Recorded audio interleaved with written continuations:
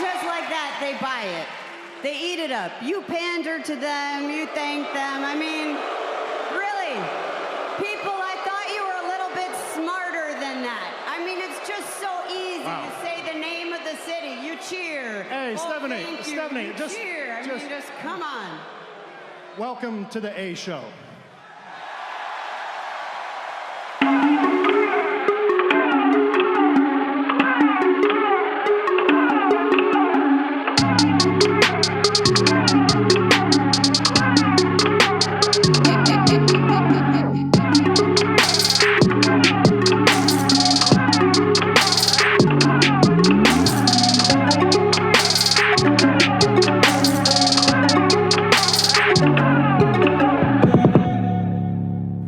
What's up, everybody, and welcome back to the A Show with the Kings of Pro Wrestling Podcast. I am Justin, joined, of course, by Mills. As with any other week, we are together again for the prediction show for the horror show at Extreme Rules, which airs this Sunday. But, of course, before we get to that, Mills, what's going on with you, bud? I feel like pay-per-view weeks or so, they come, and I'm just like, oh, that they're here. I used to be so when I didn't order pay-per-views or didn't watch pay-per-views back when I was a kid and couldn't afford pay-per-views on a monthly basis because who could? But I remember I would be like, yeah, I was pretty much. I mean, all those buys, I was like, damn, it wasn't me buying them damn pay-per-views. But I just remember like, oh my God, yes, No Mercies this Sunday. And then I would like the next morning, Monday morning, I would wake up like at 6 a.m. and like plug in my dial-up internet and like check the results just so I could talk about it in school later. And I honestly don't know if it's because of just wrestling and internet being so wrestling being so available all the time, or just the sign of the times that we're in terms of just era and just like things just happen now and it's all kind of like it's so quick, it's in and out. Yeah, and maybe it's this era that we're currently into, the COVID era that we're currently in. So maybe it's that too, but I don't know. I don't really feel excited for this pay-per-view, but I'm not like I'm not going to watch it. Like I haven't watched a lot of different things. I don't know. I'm in this weird lull right now. I haven't watched SmackDown Live the last 2 weeks. I watch WWE programming all the time when it airs all the time. We're on like what is this 140 something episode of this podcast? 43, I think.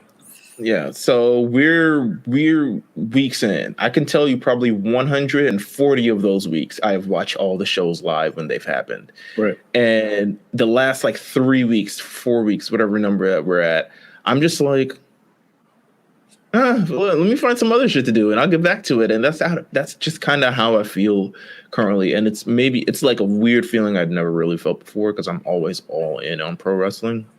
Yeah. But I'm just not in. I'm just not in right now. It's the world that we're in right now. I think this week was particular. Like, it's been a rough week. I think everyone at different stages are in their own type of quarantine, COVID, social justice, situation. And I think that reflects on even ratings. I mean, you see literally today, it was record lows for Raw, but it was still top 10. And it's like, okay, what? I mean, it's Monday programming, but there's no other sports. There's no anything else going on. There's nothing to look forward to. We're still stuck at home. There's still general unrest in the world. Right. No one's thinking about this stuff. And the fact is, the fact that nothing else is on, there's no longer, I feel like maybe it's like a reverse psychological factor. There's no demand to see anything if you're just home all the time. You know what I'm saying? Yeah. Like if you're home all the time, I'll watch Monday Night Raw tomorrow. Like if I'm home every day of the week, like why am I going to bother watching it? The only reason I watch Raw live is because I can't do it tomorrow. I got to wake up for work next day. And this might even be like a deterrent to even WWE, but even the people who are like looking at like YouTube numbers and shit like that, I'm just like who gives a shit right now?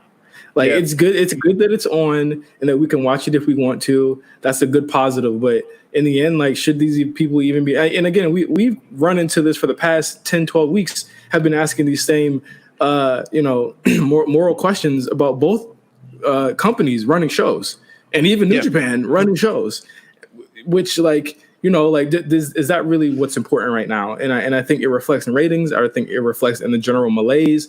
This is probably the worst. It's probably, like, I can't say it's like the worst summer of just wrestling TV, but I think it's like the worst summer of wrestling, period, because of everything that's going on right now. Like, we've had worse summers. So. Like last summer was pretty fucking awful for us to be doing this show. I'm gonna be completely honest with you. It was a tough 12 weeks. Yeah, it was the Baron Corbin era.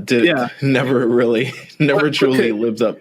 But comparatively, what we have in this year, we have a pandemic. So even if these matches were quality and we're having these great pandemic matches, there's like so many things that factor into what makes this awful too. The social impressions of people that are talking about this stuff, the performativeness. There was speaking out that happened a week and a half ago. Like, no one's talking about that still. No one's even gone back to speaking out.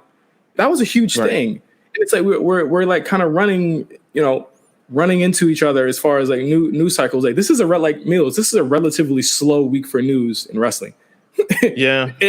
Like we really don't really have much news to even cover other than really, great news, new champions, new things that are happening. I want to talk about New Japan a little bit, but like for a whole, like, I'm not going to say, like, cause I love doing the show and we love all of you guys listening to it, but it's like, this is really an escape.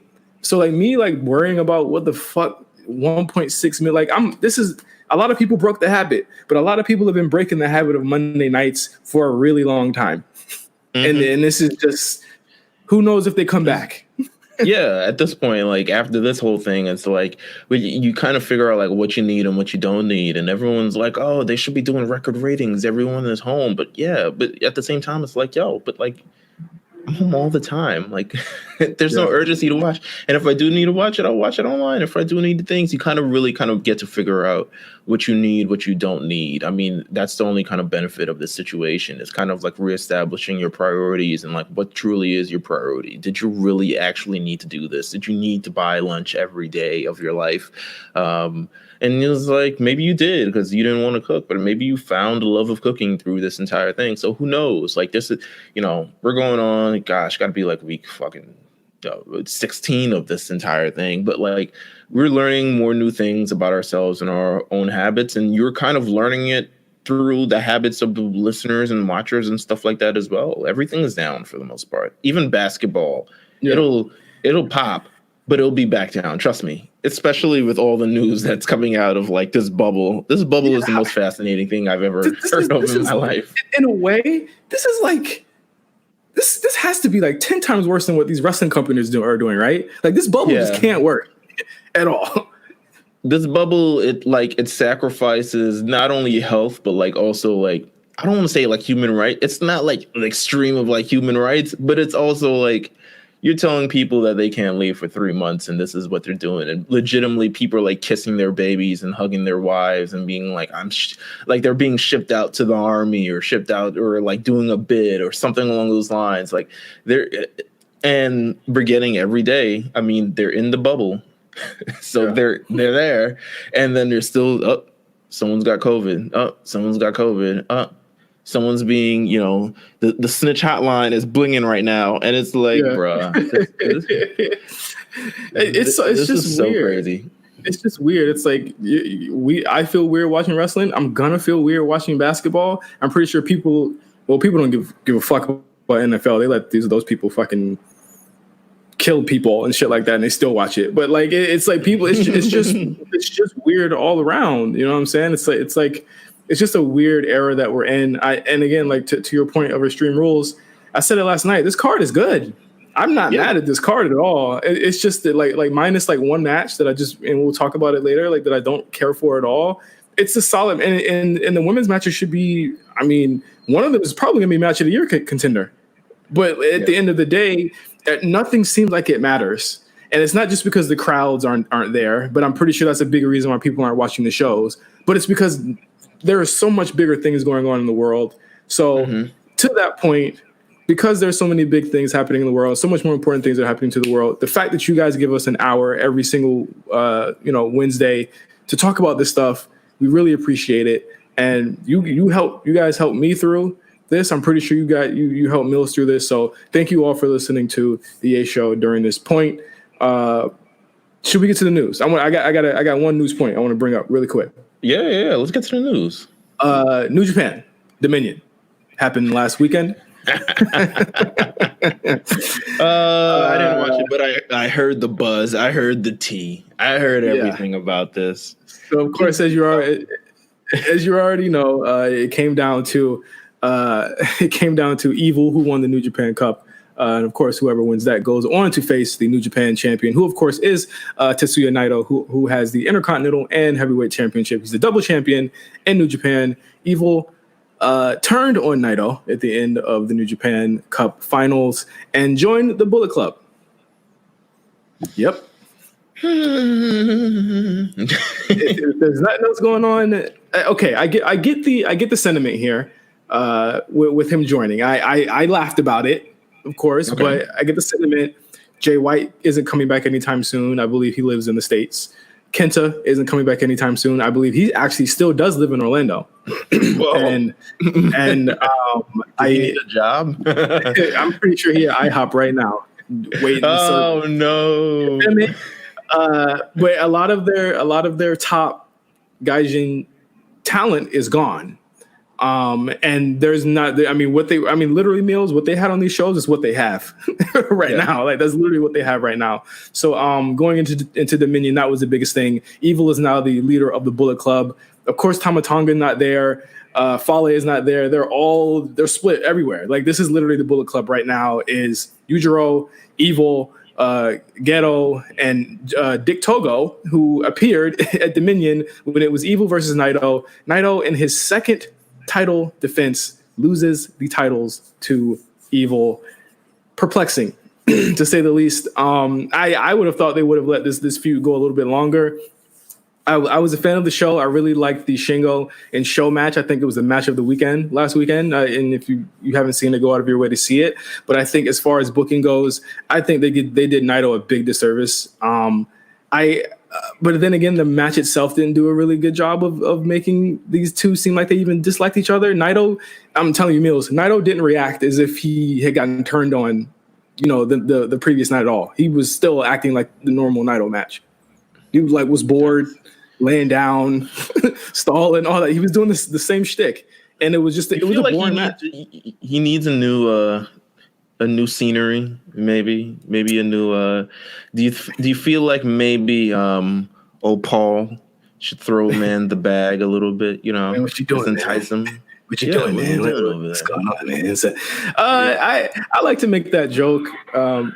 Of course, I'm being really facetious when I bring it up, but again, like Naito to America, I'm not just going to say one company, WWE, AEW, ROH, or what have you, is an extremely long shot.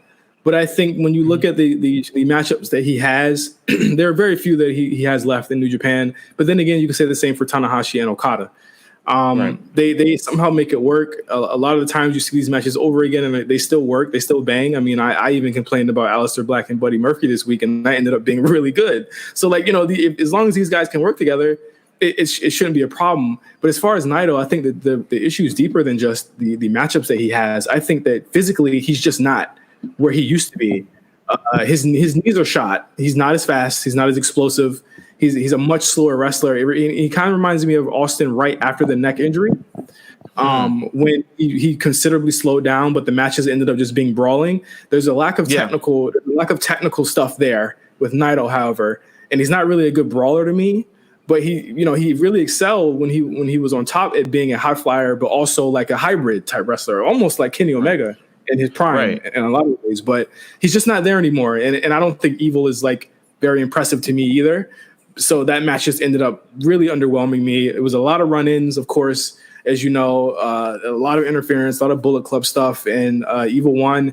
It looks like it's going to be Evil versus Takahashi at the end of the month, and that will be pretty much Evil will be going as the champion into the fall for New Japan. I don't know what the Wrestle Kingdom stuff's going to look like, but I would have to imagine, as we know, there's probably going to be Okada and Evil in January, as usual. 4 years, Naito waited for that. I don't know what to say. I mean, yeah, I don't know much what to say, to be honest. I didn't watch the event. Maybe I should. Should I? Is it worth to go out my way to? I would watch. I'd just go ahead and watch Dominion, the Dominion show. I'd watch Show versus Shingo. I would watch the turn from the New Japan Cup Finals of Evil. You can probably find that on social media. They probably ripped it already. I do the turn. That's a pretty effective turn. I liked it. I thought Naito sold it well. I thought Hiromu sold it especially well both nights. But the match is nothing to write home about. I think throughout this whole pandemic period, New Japan, and I was excited. You know it. We said it two weeks ago. They back. I'm back. And again, it was something missing. It was something missing. Like empty arena Okada matches were not good. I thought they were really boring. But they had fans at Dominion. That was the show back with fans. It did make a difference. I thought that the way that New Japan had fans split, it looked like there were at least like two people per row at times, in the actual hall. So I think the way that they handled it looked cool. You couldn't really hear them screaming too much, so it was mostly like they had to really scream, and you had to hear it, in order for you to hear it. But I thought it added to the atmosphere. But if that's what we're going to be looking at in the next year or so with wrestling shows, then I think New Japan has the right idea. And when America is finally ready to get their fucking act together, we'll be able to do that. But I wouldn't say that the fans like helped or hurt the show that much. But yeah, that's pretty much my review of both those shows. Wow, damn. Yeah. Moving on, we have another double champion, man. Yeah, the ones this I watched. No, but you know what? It's a good day. I turned the channel. Granted, knew it was gonna happen. Didn't care. Still watched it. Like I think everyone else did, because this is a monumental moment. And I said something on Twitter like, you can't spoil greatness. You can't spoil moments like this. Like, you know what I'm saying? Like you can't like out. You know, we talked about last week. There's a lot of hot takes about, you know, the lead, and they're coming in and they're laughing at oh, they spoil their own show. What idiots, bro. It didn't matter, because you know why? the moment, the booking, the everything kind of leading up to it was so perfect. And the moment was something that you won't forget. And it was just so perfect that there was no choice but to watch it. Even if it says a lot if you know something is going to happen and you're just like, I'm excited to see that. Yeah. You know what I'm saying? It especially helped that it was a damn good match. Damn good show from NXT last week. I think their Great American Bash shows, week 1 and week 2, were really, really phenomenal shows. They had really good wrestling on both weeks. Keith Lee, what can I say? What can we say about this guy? I think you could see it kind of coming, right? Like like it was a slow build, and it may have happened. I felt like it was like low key happening the same time as the Rhea build, but then they kind of just like went with Rhea earlier than this. Right. But it's really been like a slow burn since last year, even since, you know, Survivor Series last year. He has that face off with Roman Reigns, and people are like, oh my God, look at that. Like, look at that. Like, that's a match. That's something that people want to see. And then at the Royal Rumble, he has another one with Brock Lesnar of all people. And it's like, wow. It looked right.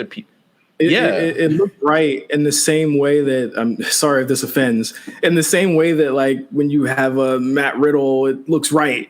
You know, when he's beside some of these people. With, like, Keith Lee, he just looks right there. And I love that they pulled the trigger on this and made that decision. I mean, I remember when I went to Orlando that one year for the 2K thing, that first year I went, and I saw him kind of just in the back with Otis and them. And I was like, man, like, I really fuck with Keith Lee. Like, but he's back there with them.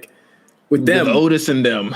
Yeah, with Otis and them. Okay, all right. But at the time, it was Otis and them. Like, now we didn't know what Otis was going to become, but you know, he was taking bumps to Otis. But it showed. But to me, what got me emotional was seeing him put that work in. And then seeing him again a year later when me and Wale went to NXT, and he was super humble and super cool, and he just wanted to just chop it up with us.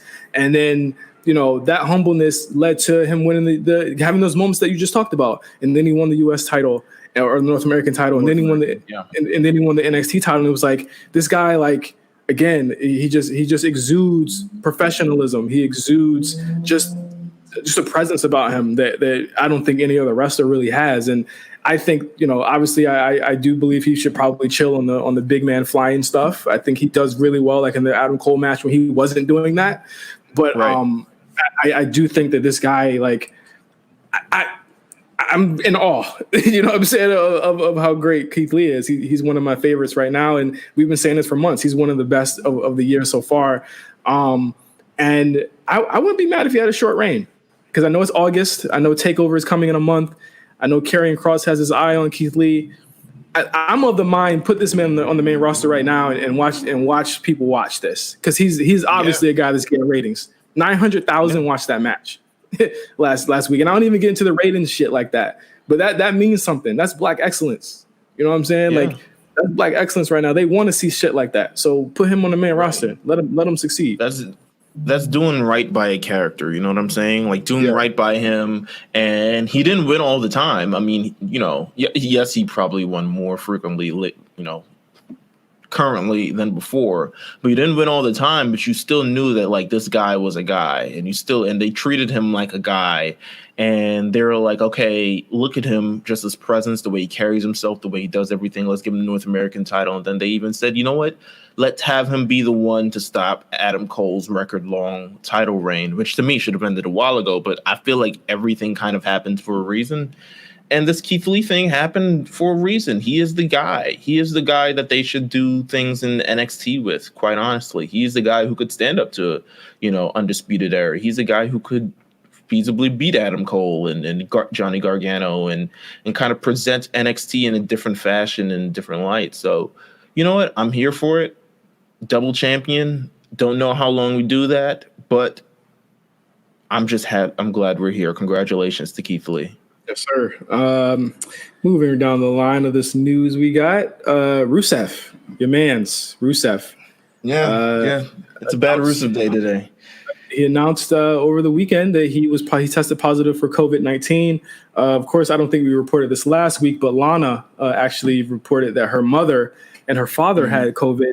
Her mother has since been sent home. She tweeted out yesterday. So thank God for that. Prayers up for her. But Rusev did, basically he put it out there like Kevin Owens did. Like, this is serious. This is a very serious thing that's going on. Of course, we saw in the news, or actually Kevin Owens said it himself in a recent interview, that he was the guy who told Vince these people need to be wearing a mask, and it got the fines imposed for people who weren't wearing masks. So shout out to Kevin Owens for that. And, I tend to think that the higher ups in WWE are just not that smart. I just really think these people are just not that smart, guy. Yeah, it seems it's wild to consider that it had to go the way, but shout out to Kevin Owens for doing that. I mean, did he lose a family member? I believe he did, right? Yes. He lost, I believe, his wife's mother to it. Right. So this is a very serious situation for him, and quite frankly, it should be a very serious situation, because you don't necessarily want that. You guys do this for your families, but imagine bringing that back home, right? Mm-hmm. Like, imagine going through all these different things, and you're not, you're losing the things that you work for the thing that you work at. You know what I'm saying? So it's a rough situation, and I'm glad that it's happened. I mean, we see everyone with masks, all around the ring. We see people, there's some talks of masks backstage, all this other stuff, testing. Hopefully there's more testing, in the future. I don't want testing to kind of be like this one-time thing. Yeah. But yeah, I mean, this is the practices. I still don't think they should be running, especially in the state of Florida. No, but that's what's the wildest part to me, is that obviously NBA, WWE are down there because it's Carcosa out there. It's literally, you can do whatever the fuck you want to in Florida.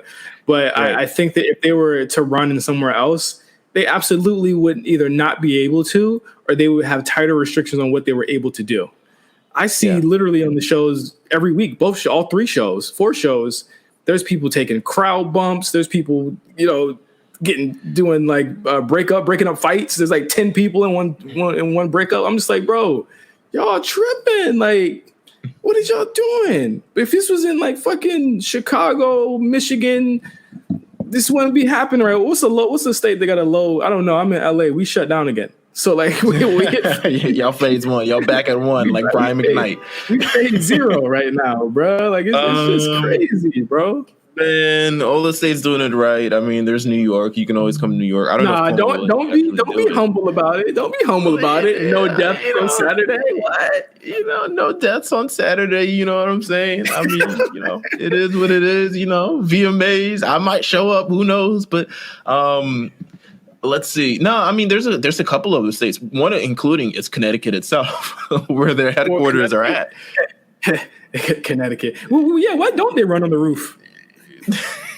Because oh my god, there's probably restrictions on that. And then also they don't want, it's like sending all of your talent. So you got to send the crowd, you got to send the people, you got to send the staff, you got to send everything. I understand why they work out of Florida. Their second home base is pretty much Florida. It's designed, I don't want to say designed for this type of thing, but it's luckily it's been designed. Yeah.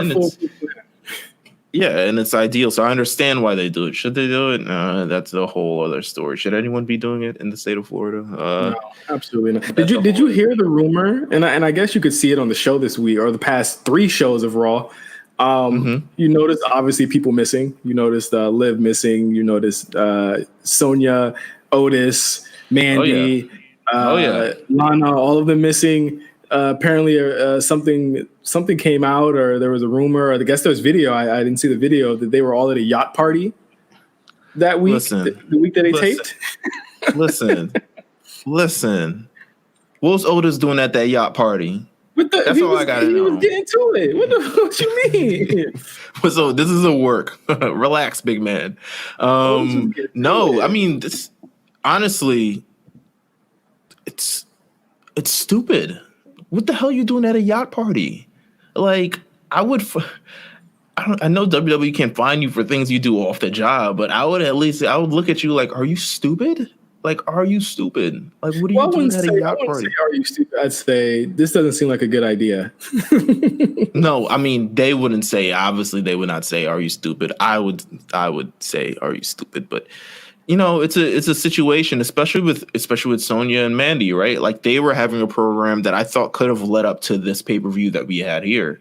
And maybe that's why they decided to go with Bayley and Nikki, in the tuck over the last couple of weeks. But this was a program I thought could have went to Extreme Rules, and we could have got some sort of match that would help them elevate them, and maybe one of them emerges as a contender for Bayley's championship in the future. It's hard for me not to think that that's where they moved off to, because he had nothing on SmackDown without those 3. Absolutely nothing on SmackDown.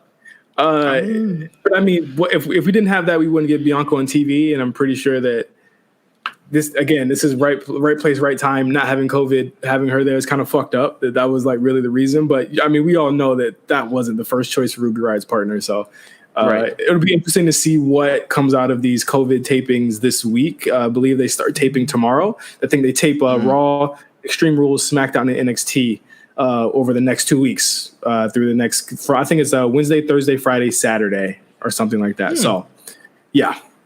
That's what we have to look forward to.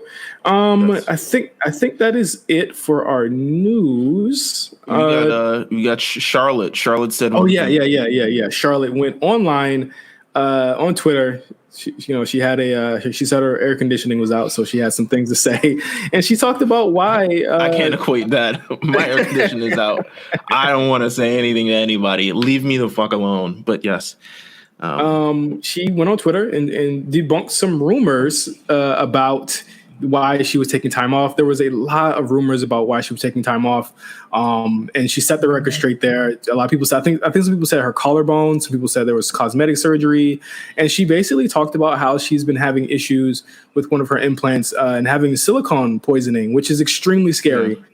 And the way she described it is really fucking scary. And she said that when she had it before, I remember when she took this time off. She took it off to the summer before Becky became the biggest shit ever. Like yes, and then she showed back up. She just popped up. Yeah, she like popped up. And it came back, and that was like a month. She makes it seem like her recovery this time is going to be a little bit longer than a month because she said that time she took the option that would have her back quicker, but it was a shorter fix, and apparently it came back. And now she took the option that's going to have her out longer, but fix it for good. So, again, like these surgeries are no joke, and Charlotte herself has a pretty physical style. So, it's no like taking those moonsaults and fucking all that shit. Like that's got to do something to you, you know? Right. No, you're 100% right. I mean, I'm glad that she's getting fixed, to be honest with you. And it's no slight to her. She could probably use the time off. She's been working incredibly hard. She's kind of like a main fixture in the WWE. I think, absence will make the heart grow fonder, and not that people will love when she comes back, but I think it will have a much bigger impact, similar to another return that we had this week. But I say to her, do everything you can to be healthy because you're pretty much, for as long as you want to, you're carrying the WWE. It's legitimately as long as she wants to. So do the best to make sure you're in the best physical shape that you ever been ever. So absolutely. That's all I got to say. Shout out to Charlotte. Do you want to get to the predictions or you want to get to our look back at the women's evolution? I feel like let's do the predictions and then let's lead into the women's evolution thing. Okay, cool. Extreme Rules, I'm sorry. The horror show at Extreme Rules airs this Sunday. No clue on what will be taped, what will be cinematic. I think it's a given that the swamp fight will be cinematic, right? Yes. Yeah. So if I guess I'll get to the predictions. I don't think it'll be the only thing cinematic. But first up, Apollo Crews versus MVP for a singles match for the United States Championship. I know we just talked about the weirdness of certain people being off the TV. Let's talk about the weirdness of Apollo Crews being off TV when a new title is announced. That is so awkward. It doesn't take two and two to put together why he's off TV. Yeah, but that was so awkward. Like for the past 2 weeks, so they've unveiled this United States Championship MVP. I mean, don't get me wrong, they're doing the best they can, and I think they're actually doing a great job with the storyline thus far. Like the reason why MVP's holding this, the reason why he unveiled it, all these other things, like just because having it be MVP. Yeah, because having it be MVP and not Bobby, which is an interesting take, but it's still a good one since MVP is now officially a talent instead of whatever the hell he was before. I don't think he ever stopped being a talent. But it's an interesting situation. It's an interesting storyline. This will be the return of Apollo Crews, and you've got to actually think like, okay, let's keep the good times rolling. This is I like this. I like this program thus far. That's all I can say. Yeah, it's been a pretty cool program for not only Apollo, but again for Ricochet and Cedric Alexander. They've actually spun off another story into that to a point where, like, low key, like I feel like that's the stronger story here than Apollo Crews, even though they've been hoeing out Ricochet and Ced every week. I'm pretty sure that like I want to see where this goes, and me too. And I like Ricochet on TV, so like I don't think I'm wilding to say that this match is kind of secondary, even though I know it'll be like okay. I don't think MVP is like. This shouldn't be more than 5 minutes. Let's just say that much. It shouldn't be that long. Just go ahead and have Apollo retain, take the new championship. That's really what they wanted to do. No big deal. I hope Apollo is safe. I hope he's ready to do the match. I hope there's no more complications of his what we know. It's a positive test. So let's hope that he's properly quarantined and ready to go when they tape these matches. Next up, we have. But wait. Who? So we. I'm sorry. Oh my God. Yeah, we're Apollo. Yeah. Yeah, I think Apollo retains unless Apollo's not there. If Apollo's not there, that leads something very interesting, right? Because that would mean that either Ricochet or Cedric would have to perform in his absence, right? That's exactly what I'm thinking. And I think that could be a banger of a match and quite an interesting storyline if they decide to go with that. So like what if it's a triple threat, MVP, Ricochet, Cedric, Ricochet wins the title. And then that's the storyline you spin off into, because that's what it looks like it is that Cedric's going to turn. I had always been saying that Apollo was going to turn, but I again, honestly, I like the Ricochet Cedric thing. I think those two have actually kind of stepped it up in a bit. Like, yeah, as far as like the baby faces. I don't know. I don't see Ceddy turning quite yet. I don't know. I feel like we're business. MVP be talking to everybody. I don't understand it. MVP be chatting. That's all I'll say about this. I don't think he's gonna turn. I don't know, but I could be wrong. But how do you feel about MVP and Bobby Stable being called the Hurt Business? Business is good. Cool. Business is good. That's kind of, if you can make it work, that's cool. If you can't make it work, like if we start cornering it up, then I'm out on it. It's a very that one's a very fine line kind of. I low key feel like WWE only trusts black people to have stables because we're the only people that can like turn in those promos and like make it actually cool. Oh yeah, for sure. They're the only stables that last. They're literally the only stables that have lasted is black stables. Listen, history will tell you. You know. I mean, Andrade can't even get his shit together. Yeah. Next up is the Rey Mysterio versus Seth Rollins eye for an eye match. Now, as we said, did we say this last week? I think we did say this last week. Rey Mysterio is working without a contract. And I'm of two minds about this. I also think this is going to be taped. I don't think it'll be cinematic, but I think it'll be in the vein of the Edge Orton match from last month. As far as it being really cut and really kind of like done differently with different camera angles, which I think it worked for that match. I cannot wait to see how this match ends. That's really what I'm waiting for. Like as good as this match could be, and it could be a 5-star match. The fact that it is an eye for an eye match means that none of the wrestling in the world will matter when it comes to the last 40 seconds of this match when someone has to pull an eye out. Like, that's what this means to me. Rey Mysterio and Seth Rollins regular match, I'm sure it's gonna be great. Like, you could sell that on its own. Yeah, but an eye for an eye match. Do you think this is Rey's write-off, or do you think this is Seth's beginning of his spiral downwards? Because I think it's safe to say that like we have a pretty clear timeline on how long we have with Seth until Becky gives birth, and I'm pretty sure Seth will be gone into the new year. And that would be, I think she said December, I believe around November, December is where we're thinking. But I think if you do have Seth lose here and lose the eye, we have basically damaged Seth where he is even darker and more evil than before with the eye patch. Right. It's interesting. I could go both ways with this match. I mean, if Rey loses, he's gone. That's fine. If Seth loses, but again, like I don't see them letting Rey go. That's my thing. Like I don't see him. I just don't see him leaving right now. I just think it would be crazy if he left. He always has interesting contract negotiations with WWE. I'm thinking Rey Mysterio is someone who kind of knows what he wants and knows what he's willing to do for pretty much the rest of his career. And yeah, he's kind of having a renaissance. He's someone who legitimately, in terms of contract negotiations, he'd be like, yo, honestly, I want to wrestle somewhere else because, like, I got these knees for maybe another 6 years.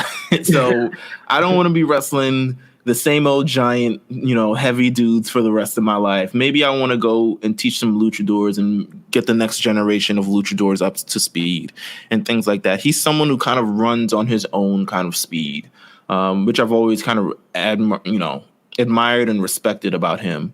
Yeah.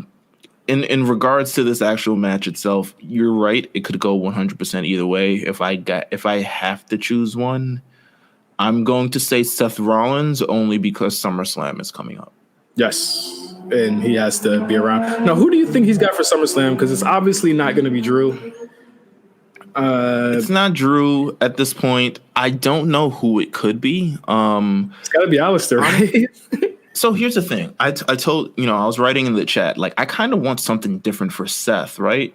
He's faced all these guys, and he's faced even, like, archetypes of the guys that he hasn't faced yet. I kind of want something different for him. Now, this is a long shot, so don't quote me on this that this is going to actually happen.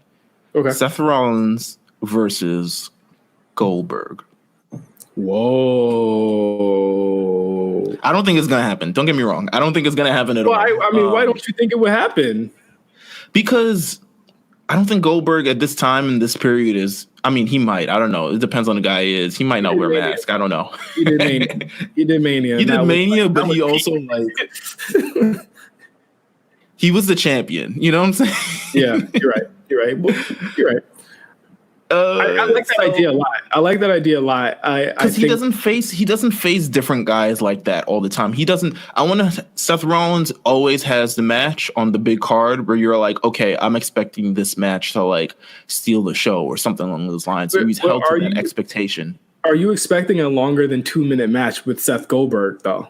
No, but I like the fact. I think Seth Rollins at this point in his career, deserves an event type of match, right? Right. Something you can actually build around, because he has all these matches that are like a wrestler's kind of match, which is cool. Don't get me wrong. He's a wrestler's wrestler. The man, he bangs. Like, he does his thing.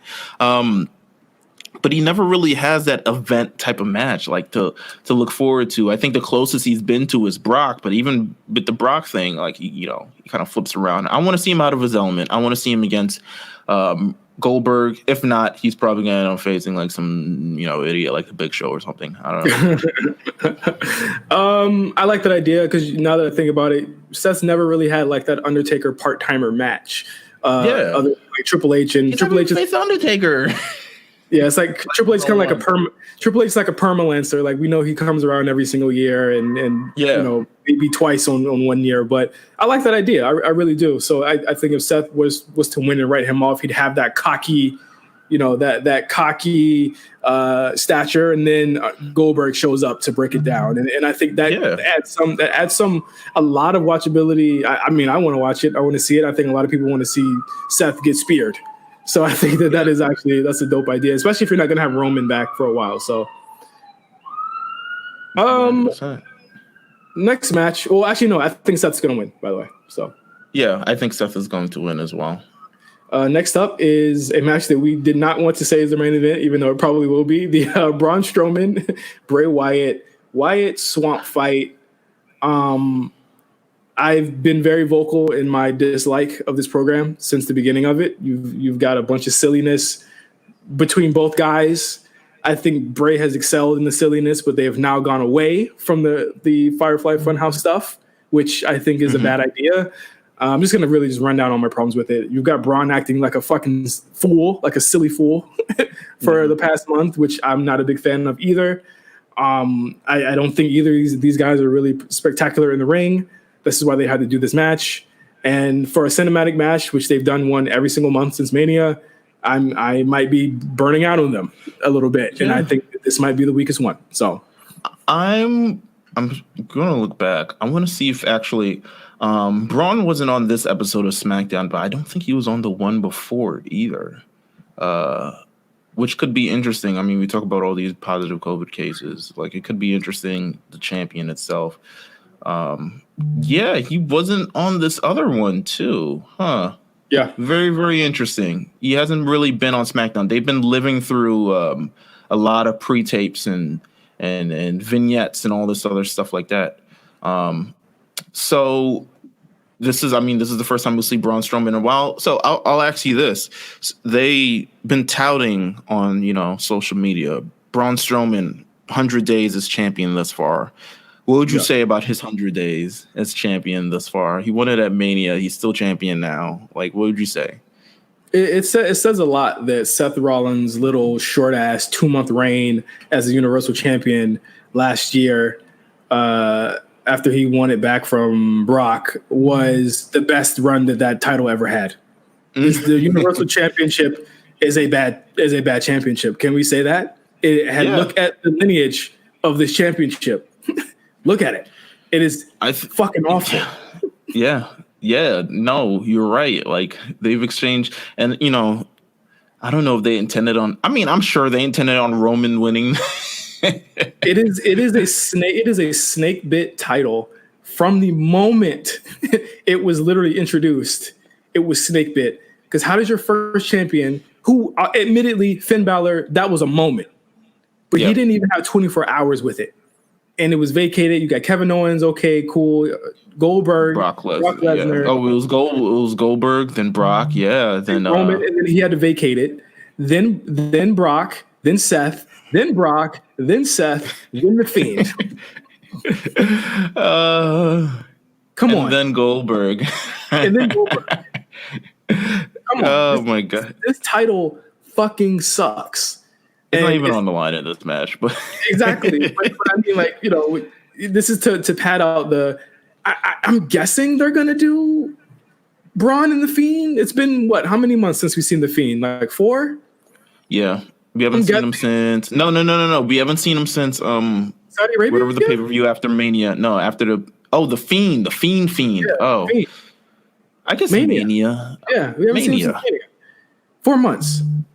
So I mean, what? I'm guessing we're gonna go to that. So it's gonna go back to the Fiend again. This title sucks. It's not because of the way it looks. It's because it just fucking sucks. It's just a terrible title. It's a terrible thing. It really is. Like, it's really bad. Damn. It's really bad. It's a bad title. Like, it's snake bitten.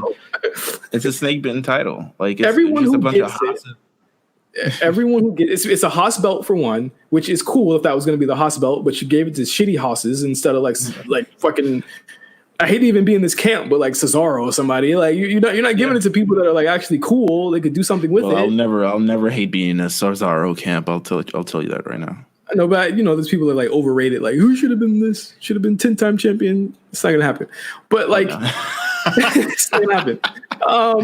But it's never say never. Don't leave Cesaro. Sign that extension. It'll happen. I need you in WWE. It just goes to show that like Braun isn't even the most effectual champion on his show. It's SmackDown's the AJ Styles, Matt Riddle, New Day show, and it's not the Braun Strowman show. And like, who are we excited? Like, this is the guy we're supposed to be like sad for if Otis cashes in on him. Yeah. No one's gonna be sad. Yeah, no one's gonna be sad. You're bugging. Like, come on, man! Like, it's ridiculous. I don't give a shit who wins this match. I'll be honest with you. This is going to be the worst match on the show. Yeah, I agree. And Dolph Ziggler is on this card. No, you know what? I don't even think this is going to be the worst match on the show because they surprised me with that other match. But I'm looking to be pleasantly surprised with this match. That's all I can say. Okay, but it will not improve whether I think Braun Strowman is a great champion or not from this match. Okay, I'm just get it off him quick. I know it was because of the whole COVID shit. I would have just had Goldberg win, keep it 100 with you, and just keep the title. They would have. Braun would have been extra suspect if Roman dips twice and they're like, no, Braun. Remember the last time Roman dipped where Braun was like right in the driver's seat? Supposedly Brock was going to leave and his contract was up or something along those lines. Like he was going to go fight in UFC and they're like, let's put it on Brock. He would have been looking at them extra suspect. Like, this company thinks I'm shit. They do think he's shit. He was a runner-up between two niggas. He was a runner-up champion. He ain't shit. Oh my god. Next up, we have and this was kind of hard to rate, admittedly, because we just don't know. But it's a TBD match for the WWE Championship, the actual good title. Drew McIntyre versus Dolph Ziggler. Can't say that I hate this program. I think they've added just enough personal touches. And shout out to Drew for actually suggesting that Heath Slater come back to do that, because I think it added a lot to them. Use your influence as champion for good, man. Good for you. Yeah, I like that. I bang, and you got your boy a bag, so I bang with that. As far as this match, what do you? I think we had an idea last week where it would be like Dolph would change the stipulation or something every 5 minutes. Yeah, I have that. I have Ban the Claymore. I have, but I can't see it actually being like. Listen, we need an Extreme Rules match on the show. Yeah, like Eye for an Eye is cool. Swamp Fight, cool. Someone hit someone with a steel chair already. That's what I'm waiting. This is a horror show, and I thought that they would have given Asuka and Sasha the Extreme Rules tag, but apparently they're not going to do that. But I mean, they don't want Sasha breaking her body before. I would honestly just give this the tag. I know it's going to be really anticlimactic if he says it, but it's the name of the fucking show. Someone has to get an Extreme Rules match. Just do the Extreme Rules match. I think they don't need to go big like that at all for this match. Get Ziggler some friends, man. Ziggler. If they do the regular Extreme Rules match, get some run-ins. You get a whole bunch of things, man. Let's Let's hook it up. I personally, yes, I don't hate this program neither. But it says a lot. It says a lot that we're enjoying a Dolph program or a program that Dolph is in more than like a Bray Wyatt, Braun Strowman thing. Like we are actually putting that above that. Yeah, that's how bad it's got. We are. I think Drew's going to win this because I think he's on a collision course with Randy Orton, which I'm not too mad at either. That should be a great fucking match. But Drew's winning me. I mean, the less of the winking at the camera, tongue in cheek, yeah, man, I'm champion. Yeah, like the less corny stuff that he does, the more I'm like, okay, I'm all in again. Yeah, now I remember why I was all in. Love it. Next up for the WWE SmackDown Women's Championship, you got Bayley versus Nikki Cross. They tried to do a lot here. I know that Alexa's been mysteriously off TV as well, but I think this should be a song. Yeah, she's been off TV, right? Nah, she's been on SmackDown. Oh shit, yeah. I must have missed her. Sorry. It's okay. I only saw it in the YouTube. I only saw it in the YouTube. The screen cap that's on there. I was like, oh, there's Alexa right there. Am I wilding for thinking they should have put that Riddle AJ match on here, or do you think it's cool? No, you're not. You're not. But they've kept AJ off of 2 pay-per-views now in sake of like, I guess, not showing out. Yeah, and like, not fucking destroying not being too awesome on this show. It was like, let's keep that for TV. You're a TV guy, which is interesting. But they're gonna get a lot more time on the actual show. It's actually Matt Riddle versus AJ. Maybe we should add that in the prediction. So you think gonna win on Friday, bro? AJ. The Baron Corbin thing still going on. I think they're going to wait. I especially think now they would wait before they give this guy a title, right? Yeah, no, you're right. With everything going on right now, that video he put last week, that happened last Friday. That happened after our show last week, didn't it? Yeah, it did happen after our show for sure. He's not a good idea. Yeah, not a good idea. He's an idiot. I think it's funny that before he got signed, they should sign him because he's so nice and he fist bumped everyone, and he sat behind after the show and was like so cool to everyone, and now everyone's like, I hate him. Yeah, it's like yo, this nigga was like this with y'all. He was doing all that stuff. Y'all just, the bar is in hell for y'all. Yeah, that's all it is. The bar is just in hell. He's probably always been that cheating ass nigga. Here's the thing.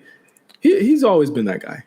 I think the big thing. You know what type of guy he is. You know what type of guy. Yeah, I know what type of guy he is. Yeah, we know what type. We know people. Well, listen. The bro not saying stuff in terms of that, but yes, you've known the type of character that he is. Even if you didn't know it, deep down inside, you know someone like him. Yeah, even if you didn't know it, like what type of nigga he is. Like, I think he's wildin'. Even if he did have something against this woman, or even if there was a pending case or whatever, what have you, he's saying is going on, I would never go on a video and say she's crazy, because that's a dog whistle for incels, and you knew what you were doing with that, and that's just not cool. And again, like, he needs to just shut the fuck up and be on the shows and just do that shit and just stop fucking being on socials. Because I mean, honestly, he, to me, got the biggest, he got let off the easiest of everybody that had the whole speaking out shit, right? Like, he's still on TV. They're promoting the shit out of him. He's had nothing literally happen to him at all. He didn't have to do that video. Like, he got on the video and was just like, yo, I cheated on my wife. I'm not proud about that. You could have just kept it to that, bro. Period. Or you could have just not did it at all. Right. Who knows? It's just dumb. Just stupid. Someone got upset at me last week because I said, I appreciate his honesty for saying that he, cheated, and they were like, and rightfully so, they were like, so it's okay for him to say he cheated and he's honest and blah, blah, blah. And I was like, that wasn't really my intention by saying that. I was saying that, like, that is, you did something wrong. It does take a lot for any fucking man, woman, or otherwise. We seen the Will Smith, Jada Pinkett shit to come out and say some shit like that to public. That's some wild shit to even admit on the internet. So appreciate the honesty. Thanks for letting us know. get the fuck offline. That's what I meant. I didn't mean like, yo, Right. he's automatically absolved. It is, he's still an asshole. So I just wanted to clear that up. But yeah, they're wilding for that. I think AJ is going to win, and I don't. But the thing, if AJ wins that match, I don't know where he goes next. Anywhere he wants, baby. The Intercontinental Champion. I'm sure maybe they'll bring. Actually, they're not bringing Bryan back. Maybe they'll bring Bryan back. Who knows? Yeah. Huh. I don't know when Bryan's coming. What will Breeze do soon? So I don't think we're going to see him for a while. All right. Yeah, you're probably right. Yeah. So I had an idea. Because we have these last two matches that we have Bayley, Nikki Cross, Asuka, Sasha Banks. I feel like we should, and this is no disrespect to the matches, obviously, because we'll get to our predictions, but I feel like we should roll this into our Women's Evolution talk. Absolutely. Because this week marks 5 years since, the monumental moment that I guess started the Women's Evolution in the WWE with the call-up of Sasha Banks, Charlotte, and Becky Lynch. And just to think of like 5 years later, we're watching Raw last night. We're watching, quite honestly, we talked about this women's tag team title months ago that there isn't an established division for it. So there's not a lot of things planned for it. And part of that still kind of rings true ultimately. But the type of banger that these four women, with Kairi Sane, Asuka, Sasha Banks, and Bayley having, and you kind of look at 5 years ago where things began and 5 years later where we're at now, it's like incredible. It's incredible night and day. And to me, if you could have a double main event for this show, I would give it to both of these matches. Bayley and Nikki, less so than them, but the Asuka and Sasha Banks one, for such a feud that's obviously, to me, a placeholder until SummerSlam. They've been doing it right between the matches and, both Bayley and Sasha Banks on both shows and managing to, have that whole balancing act and manage to cater to both and not make anyone look really too bad in this entire thing. They managed to do kind of a lot of great things to it. What are your thoughts on the Women's Evolution, sir, over the last 5 years? It has had its ups and downs. I know a lot of people have been mentioning how bad their debut of the women were at the time. I honestly, at the time when they got debuted, I thought it was like, I was excited for it. I thought it was amazing. And I think you look 5 years later down the line, this all started with the hashtag. This all started with women wanting to be put in major positions, wanting to be main eventers, wanting to have the same opportunities that the men got. We've seen Ronda Rousey go through. We've seen Becky Lynch go through. We've seen Charlotte. We've seen Io Shirai. We've seen Asuka. We've seen now Bianca Belair. We've seen Candice LeRae, Mia Yim, Mercedes Martinez. Listen to all these names that I'm saying. This is just one company. You go to Stardom. You go to AEW. You go to ROH. This is something that kind of ripped open the whole well of the wrestling community. That's why speaking out meant so much, because of the strides they made 5 years ago.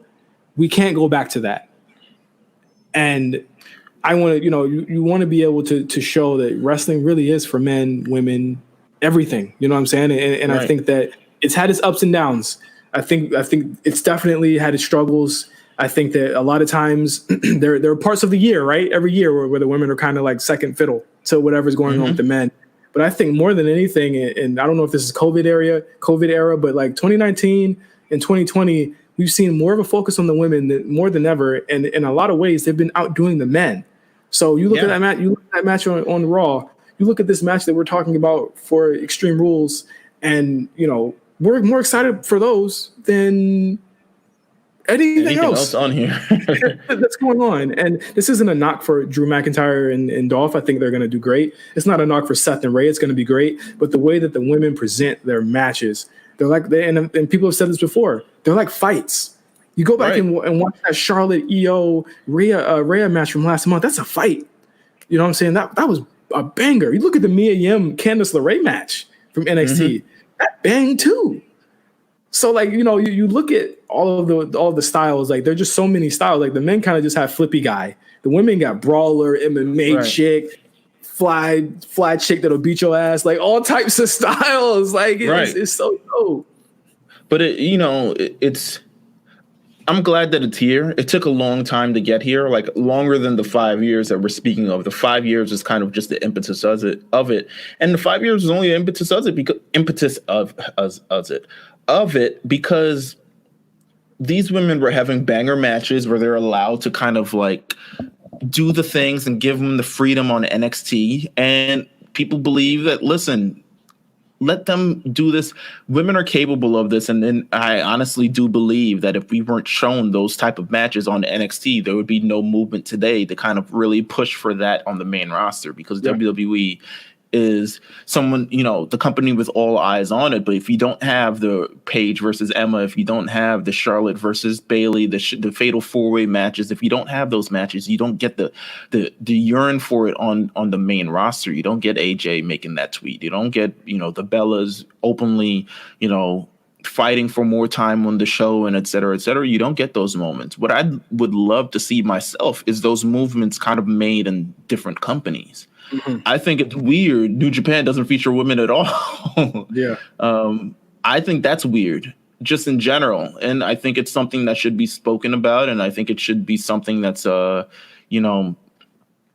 push more forward. And maybe there's a movement that needs to start there. Maybe they need to invest in women as well, because they bought Stardom out. And on Wrestle Kingdom they did have a night one. I believe Stardom did have a section on Wrestle Kingdom. So it's beginning, but they're still operating under a different brand. So it's not like New Japan's women division. It's still Stardom. So that's the way that they're getting around that. But I do see what you're saying. Like it should be like there should be a women's match that they promote to the level of an Okada Tanahashi. I think that's absolutely something that should happen. And it takes time. Don't get me wrong. It's obviously going to take time. It took this for 5 years for us to kind of get here, longer than 5 years ultimately. But the journey has been the last 5 years that we're talking about. But it takes time. But you get to see that it's absolutely worth it, especially if you make new stars like a Becky Lynch, like a Ronda Rousey, like a Charlotte. AEW, I mean, they're currently in a situation where their women's roster is so depleted that it kind of really even feels like a joke. Because, I don't know if it's just an unfortunate set of circumstances, but they need to focus a lot more on their vision as well. And I'm looking, all over through the grand scheme of things, a lot more focus on women, because they've proven that they can be just as capable of having these great matches and these great programs and be attractive to the eyes of all these things. And at the end of the day, like, people are going to say like, oh, viewers down because blah, blah, blah in the main event. At the end of the day, this is essentially, you're building the future, and you're building ultimately something much bigger. And if it sacrifices a few million viewers, and I'm not saying that the women are the reason behind the viewers sinking, it just managed to happen at the same time. But if you feel like ultimately you're doing it for the greater good. And I love that they haven't given up. But really, really quick, before we do these last two matches, what have been your, I'm not going to say top, what are your top 3 favorite matches from the past years from the it's tough thing to figure out. They've had a lot of great ones. Okay. So for the last 5 years, I would say, I was there for Bayley Sasha Banks is obviously like, but I was there, and it was every bit as incredible as it seemed on TV. Like, in terms, just to kind of switch it up from there, I would probably say after that, I honestly think that Shayna Baszler Rhea Ripley match that happened a couple months ago was something that, to the likes of, you rarely get, a movable force versus, a movable object, or whatever the hell it is called. But you rarely get that situation where these two people who have this such great momentum collide at the same time and have that kind of stellar match. That match was similar to kind of the moment that we got with Keith Lee. And they even had everyone come out in the ring and raise Ray up in the air. And it was a beautiful thing. But you rarely get to those moments where you have these type of like all-star encounters that build up and leave you like, oh yes, that was it. So I thought that was a fantastic match as well. And if I had to give a third one, I'm trying to do it different here, because obviously you got the gimme. It's not Bayley Sasha.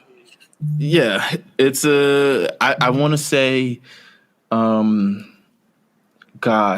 want to say Becky versus Asuka, the first one. the first one, that to me was incredible. Like, yes, women's championship, and I think Asuka kind of felt like on the road to Becky Lynch being a star, and that was the same night Becky Lynch wins the Royal Rumble, so it's kind of like immediately overshadowed. But you have that kind of capable match where it's like, damn, these women kind of went off crazy, and it's part of to me a legendary Royal Rumble show. It might be one of the best Royal Rumble shows that we've ever seen ever. Yeah, and it's incredible. I'll go really quick here. Last woman standing match: Becky Charlotte from Evolution. I mean, that was on my list, but I just didn't want to say it because I knew it was going to be on your list.